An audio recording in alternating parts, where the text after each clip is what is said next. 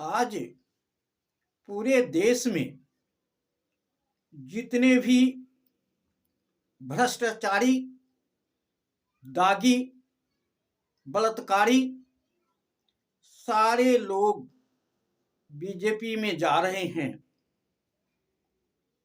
और विपक्ष में बैठे हुए भी जितने भी दागी नेता हैं, जिनको सीबीआई, ईडी से डर है, वह भी नेता सब बीजेपी के तरफ रुख कर रहे हैं। शायद ऐसा लगता है कि बीजेपी आज दागी नेताओं का एक महाकुंभ बन गया है, क्योंकि सारे दागी नेता अब बीजेपी के साथ आ गए हैं।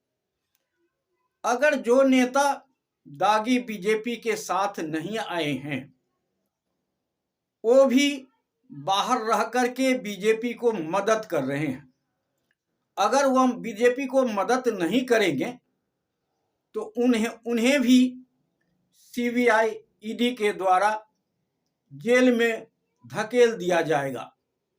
इसलिए जो भी दागी नेता बाहर बैठे हैं, छोटे छोटे दल बना करके, और जो इंडिया गठबंधन में नहीं है, न बीजेपी गठबंधन में है, और बाहर खड़े होकर के इंडिया गठबंधन को वोट काटने का कोशिश कर रहे हैं, वह दागी नेता ही हो सकते हैं, जो किसी न किसी रूप से एनडीए को मदद करना चाहते हैं, मोदी सरकार को मदद करना चाहते हैं और इंडिया को हराना चाहते हैं।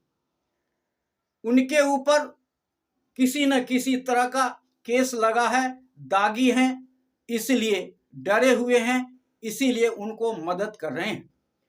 आज पूरे देश में बीजेपी के तरफ भी दलित की संख्या, दलित सांसदों की संख्या, विधायकों की संख्या बहुत है, लेकिन किसी दलित विधायक या सांसद संविधान के विरुद्ध जो कार्य हो रहा है उसमें बोलने का साहस नहीं कर सकता। आज संविधान के ऊपर जितना बड़ा खतरा मंडरा रहा है, सबसे बड़ा नुकसान उन्हीं दलित नेताओं को जो संसद और विधानसभा में बैठे हुए हैं उनको होने जा रहा है। लेकिन फिर भी उनका नींद नहीं खुल रहा है और सत्ताधारी पार्टी के तलवे के नीचे वह काम कर रहे हैं। इसलिए आज हमारा संविधान खतरे में पड़ा हुआ है, क्योंकि ऐसे नेता नहीं जागेंगे तब तक हमारा संविधान को बचाने वाला कौन होगा।